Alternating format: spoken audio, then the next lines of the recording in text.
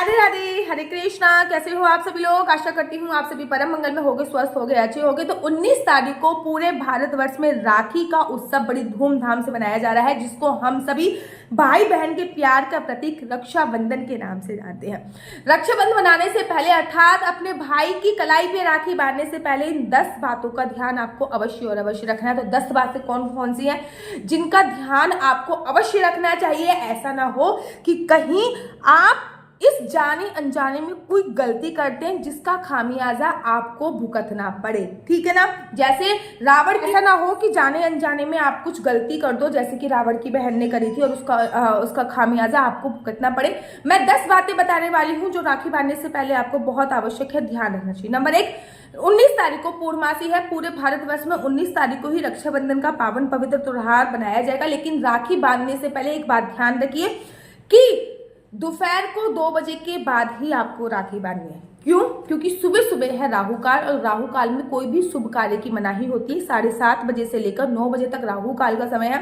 9 बजे के बाद 1:30 बजे तक का जो समय है वो भद्रा का समय है। भद्रा में 3 कार्य निषेध होते हैं: राखी बांधना, यात्रा करना किसी भी चीज की, और होलिका दहन। तो भद्रा में रावण की बहन ने रावण को राखी बांधी थी और उसका अंजाम क्या हुआ था आप सभी लोगों के सामने समक्ष है। तो भद्रा काल समाप्त होने के, या फिर ग्रहण काल समाप्त होने के, राहु काल समाप्त होने के, भद्रा काल समाप्त, कोई भी अशुभ काल समाप्त होने के 24 मिनट बाद ही कोई शुभ कार्य किया जाता है। भद्रा का समय 1:30 बजे विश्राम है। तो आपको जो राखी बांधनी है वो 2 बजे के बाद ही बांधनी है। दूसरी और मोस्ट इंपॉर्टेंट बात, जब भी आप अपने भाई को राखी बांधो तो उसको तिलक लगाते हैं, तो वो तिलक आपको लंबा लगाना है। कुछ इसको ये तिलक आपको लंबा लगाना है। कुछ अपने, पहले तो आपको अपनी उंगली से तिलक लगाना है और उसके बाद आपको वो तिलक लंबा कर देना है, कुछ इस प्रकार से, जिसको विजया तिलक बोला जाता है। इससे आपका भाई हर क्षेत्र में विजय प्राप्त करता है, इसलिए ये तिलक आपको अवश्य लगाना होता है। विजय क्षेत्र हर विजय तिलक से आपका भाई हर क्षेत्र में विजय प्राप्त करेगा। तीसरी और मोस्ट इंपॉर्टेंट बात, तिलक कैसे बनाना है। ये नहीं कि आपने कोई भी सूखा सा रोली पोली ले ली और आपने, नहीं, आपको एक चंदन लेना है। चंदन के साथ साथ उसमें हल्दी डालनी है, उसमें केसर डालना है और उसमें बनी हुई रोली डालनी है। नहीं तो आप उसमें चूने का उपयोग भी कर सकते हैं। उसके बाद आपने इसमें गंगा जल डालना है, क्योंकि चूने का उपयोग करेंगे तो वो स्वतः ही रोली बन जाएगी। गंगा जल डालना है, उसके बाद आपको उसको मिला लेना है।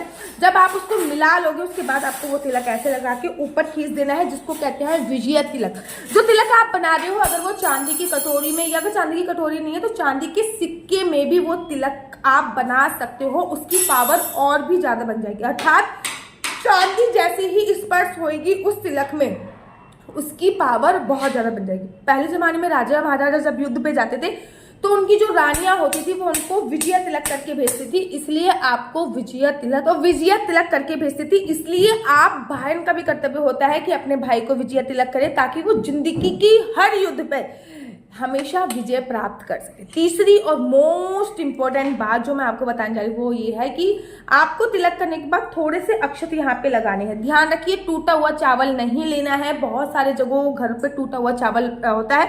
अक्षत मतलब साबुत चावल लेना है। टूटा हुआ चावल पूजा में, शुभ कार्य में यूज नहीं होता, वो आपकी किस्मत भी तोड़ देता है। इस बात का ध्यान रखिए। तो आप थोड़े से चावल यहाँ पे लगाइए, थोड़े से चावल की क्वांटिटी ज्यादा लीजिए। चावल यहाँ पे लगाने के बाद यहाँ पे भैया के चावल फेंके जाते हैं, वो तिलक लगाने के बाद ऐसे ऊपर फेंकते हैं ना, वो आपके सिर से टच होते हुए नीचे जाना चाहिए। चंद्रमा का, चावल का संबंध होता है चंद्रमा से। चंद्रमा मतलब आपके ग्रह प्रबल अच्छे होना। तो चावल आधी चम्मच ले लीजिए, थोड़ी सी यहाँ पे लगाइए, फिर यहाँ पे फेंकिए। इस बात का आपको ध्यान रखना है। मोस्ट इंपॉर्टेंट बात जो मैं आपको बताने जा रही हूँ वो है राखी को अभिमंत्रित करना बहुत जरूरी है। आपने आज या कल में आप राखी लेके आ जाइए, जैसे कि जो ऑनलाइन देते हैं, जैसे कि मेरे अपने भाई की राखी भिजवा चुकी हूँ। तो राखी को पहले आपको अभिमंत्रित करना है। अगर आपकी राखी आ चुकी है, जैसे कि मेरी नंद की भी राखी आ चुकी है, तो मैंने उन राखियों को खोलकर भगवान के समक्ष रख दिया मंदिर में, ताकि वो राखी जब भी हम पूजा अर्चना पाठ कर सके वो राखी अभिमंत्रित हो जाए। और जब वो राखी अभिमंत्रित हो जाएगी तो आपको भाई को जब बांधोगी ना तो उनको बहुत सुखद परिणाम मिलेगा ही मिलेगा। राखी को पहले भगवान को आपने समर्पित कर दिया, उसके बाद भाई को राखी बांधने से पहले वो राखी आपने उठाई, उसके बाद उस राखी को अपने हाथ पे रखा, दूसरे हाथ से वो हाथ ढका ओम नमो भगवते वासुदेवाय, ओम नमो भगवते वासुदेवाय, ओम नमो भगवते वासुदेवाय, ओम नमो भगवते वासुदेवाय। ऐसा 11 बार उच्चारण करना है, जिससे वो राखी चार्ज हो जाएगी और बहन की ऊर्जा आपके भाई तक जाएगी, जिससे आपके भाई बहन का जो प्यार है वो उच्च होगा। ठीक है ना। राखी को अभिमंत्रित कर कर ही आपको उनको देना ही देना है। अब राखी की जो भी थाली आपने ली, फॉर एग्जाम्पल आपने राखी की थाली, जब आप राखी की थाली लेते हो तो उसमें आपको रोली मोली अक्षत चंदन कुमकुम इत्यादि तो रखनी ही रखनी है। उसमें आपको अपने भाई के लिए कुछ दक्षिणा भी रखनी है। कहो दीदी दक्षिणा तो भाई देता है, मुझे पता है दक्षिणा भाई देता है, लेकिन आपको भी 11 रुपए या 21 रुपए रखने हैं, या फिर कुछ चॉकलेट हो गया, कुछ बिस्किट इत्यादि रख दिया। जब आपने अपने भाई के तिलक लगाया, राखी बांधी, उसके बाद आपने अपने भाई की आरती करी।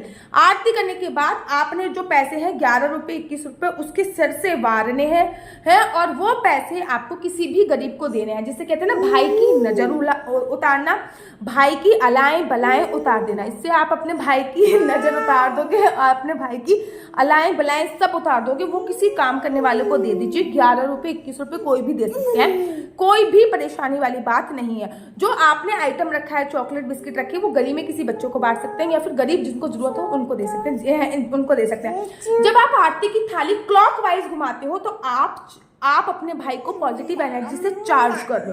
जब आप एंटी क्लॉकवाइज घुमाते हो तो समझ लीजिए नेगेटिविटी से दूर कर दो। आरती चाहे कैसे भी करी जाए, क्योंकि कभी कभी हम ऐसा होता है जब नजर उतारते हैं तब एंटी क्लॉक घुमाते हैं ना, और जब आरती करते हैं तो क्लॉक, मतलब एंटी क्लॉक मतलब नकारात्मक ऊर्जा को दूर करना, क्लॉक मतलब सकारात्मक ऊर्जा का आपके शरीर में समावेश करना। मोस्ट इंपोर्टेंट बात मैं बताने जा रही हूँ। आई थिंक मेरा ये साल, आप अपने भाई को राखी बांध रहे हो तो एक श्रीफल, ऐसा बारह नारियल आपको जरूर लेना है। आपको ऐसे पकड़ना है नारियल को, भाई को पकड़ाना है कि भाई तू नारियल ऐसे पकड़, उसके बाद आपको राखी बांधनी। नारियल को ऐसे पकड़कर ही राखी बांधनी होती है, और ये नारियल फिर आप अपने भाई को भेंट स्वरूप दे देंगे। इस नारियल को फोड़ के भाई बहन दोनों खाएं, इससे आपके रिलेशन में प्यार बढ़ता ही बढ़ता है। या फिर इस नारियल को दान भी कर सकते हैं, दोनों में से कोई भी काम कर सकते हैं, लेकिन खाली हाथ राखी नहीं बंधवानी चाहिए। आपको नारियल को ऐसे पकड़ना होता है। अगर आप नारियल नहीं पकड़ रहे हो तो हाथ में थोड़े से चावल रख सकते हो, हाथ में थोड़ा सा 1 या 2 का रुपये रख सकते हो, वो किसी गरीब इत्यादि को आप दे सकते हो। वैसे सबसे सर्वोत्तम होता है नारियल देना। अगर आपके भाई बहन का रिलेशन बहुत ज्यादा क्लोज नहीं है, ठीक है ना, आपके भाई बहन की आपस में बनती नहीं, क्योंकि जब मैं लोगों की कुंडली देखती हूँ तो मैं उसमें बताती हूँ कि आपके बेटे और आपकी बेटी की आपस में बन नहीं रही है, आप ये उपाय करो। उसमें से एक उपाय मैं बता रही हूँ, दोनों को रक्षाबंधन पे बैठ के साथ में खाना खाना है, एक थाली में। जो भी खाना आपका बना है साथ में एक थाली में ही खाना खाना है। इस बात का ध्यान रखिए, जिससे आपके रिलेशन और भी ज्यादा मजबूत होंगे। रक्षाबंधन पे भाइयों को भी चाहिए, ये नहीं कि सारा काम बहनें ही करेंगे, भाइयों को चाहिए कि बहनों को उपहार स्वरूप कुछ भी ना दें। कुछ भी ना दे दीदी, जी हाँ, कुछ भी नहीं देना, आपको उनको कैश देना है। जितना भी अमाउंट आप उनको देना चाहते हो, 500 रुपये, 101 रुपये, 1100 रुपये, 21 रुपये, जितना भी अब आप उनको देना चाहते हो वो आप कैश के रूप में दीजिए। क्योंकि फॉर एग्जाम्पल आपने एक घड़ी ला के दे दी, ठीक है ना, अब उनके कोई ग्रह खराब चल रहे हैं और घड़ी उस मैटर की, फॉर एग्जाम्पल लोहे की घड़ी आप अपने भाई को बहन को लाके देती है और उसका शनि खराब है, तो वो आप पे भी नेगेटिव असर डालना चालू कर देगी। आपने उनको कुछ ऐसा गिफ्ट दे दिया जिससे वो उसका ग्रह प्रभावित होगा, इसलिए आप उसको कैश दो। अपनी मर्जी से जो सामान वो खरीदना चाहती है, अपनी मर्जी से वो सामान खरीदे। फॉर एग्जाम्पल उसकी कुंडली में है कि उनको ग्रीन कलर के कपड़े नहीं पहनने हैं या फिर ब्लैक कलर के कपड़े नहीं पहने, और आपने ब्लैक कलर के कपड़े या ग्रीन कलर के कपड़े या साड़ी उसको गिफ्ट में दे दी है, ठीक है ना, वो उसके ग्रह को प्रभावित करेगी और उसको नकारात्मक प्रभाव पहुंचाएगी। इसलिए आप उनको अपने हाथ से पैसे ही दीजिए।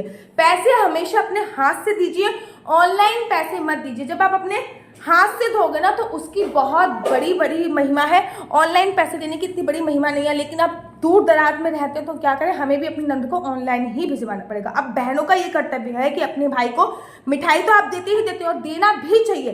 बहनों के घर से आई हुई मिठाई से ही आपको तिलक करवाना है, बहनों के घर से आई हुई मिठाई से ही जो बहनों का भी कर्तव्य है कि अगर आपके भाई दूर रहते हैं तो कृपया करके उनके लिए राखी के साथ साथ हल्दी कुमकुम जरूर भेजिए, उनके लिए मिठाई जरूर भेजिए। मिठाई जब आप भेज रही हो तो याद रखो मिठाई पीली होनी चाहिए या सफेद। बेसिकली घेवर का उपयोग किया जाता है क्योंकि श्रावण का महीना चल रहा है, लेकिन अगर आप घेवर का उपयोग, क्योंकि घेवर में पीलापन भी आ जाता है, सफेदपन भी आ जाता है, तो घेवर का उपयोग करते हैं। लेकिन अगर आप घेवर नहीं आया तो आप मिठाई भेजें। मिठाई में आप पीली मिठाई भी भेज सकते हैं और मिठाई में सफेद मिठाई भी जरूर भेज सकते हैं। उसके साथ साथ आपको थोड़े से ड्राई फ्रूट्स भी अपने भाइयों को जरूर देना चाहिए। जैसे कि मेरी बात करूं तो मैंने अपने भाइयों को राखी भेजी है, भाभियों को भी राखी भेज दी है। उसके साथ साथ मैंने कुछ ड्राई फ्रूट्स भेजे हैं और दोनों भाइयों के लिए मिठाइयां भी भेजी हैं, ताकि ड्राई फ्रूट्स क्या करते हैं, ड्राई फ्रूट्स आपके ग्रह जो होते हैं वो स्ट्रॉन्ग करने में पावर रखते हैं।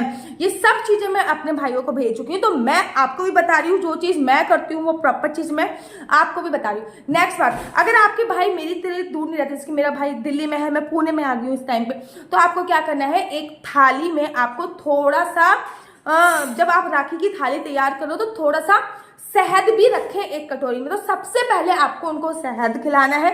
शहद खिलाने के बाद ही आपको कोई मिठाई खिलानी है। लेकिन राखी बांधी, तिलक करा, पहले तिलक करा, राखी बांधी, फिर आपने आरती करी, उसके बाद आपने शहद खिलाया, उसके बाद कोई मिठाई खिलाइए या फिर कोई फ्रूट्स इत्यादि जरूर दे सकते हैं। भाइयों की नजर जरूर बांधनी चाहिए। राखी बांधने के बाद ये बहनों का कर्तव्य है कि थोड़े से पैसे 11 रुपए, भाइयों का कर्तव्य है कि बहनों को दक्षिणा आप अवश्य दें और बहनों के चरण जरूर जरूर जरूर छुएं, चाहे आपकी बहन छोटी हो चाहे आपकी बहन बड़ी हो। मेरे दोनों भाई, मेरा भाई मुझसे 10 साल बड़ा है, वो भी मेरे पैर छूता है, ठीक है ना। तो आपके भाइयों का कर्तव्य है कि आप अपनी बहनों के पैर जरूर छुएं।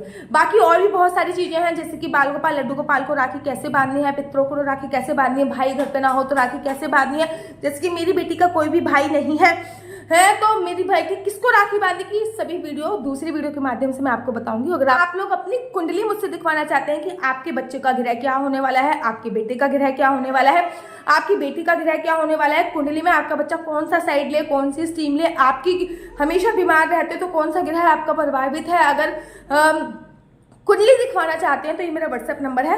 मैं कुंडली फोन पर देखती हूँ, उसके थोड़े से चार्ज करती हूँ। कुंडली देखने के थोड़े से चार्ज है, लेकिन मैं इसके साथ साथ उपाय भी बताती हूँ और कुंडली सारी फोन पे बताती हूँ। अगर आपको मेरी वीडियो अच्छी लगती है तो आप अपना यूट्यूब चैनल हरी बोल को लाइक शेयर सब्सक्राइब करना बिल्कुल भी मत भूलिए। तब तक के लिए मुझे दीजिए इजाजत। राधे राधे, हरे कृष्णा, हरि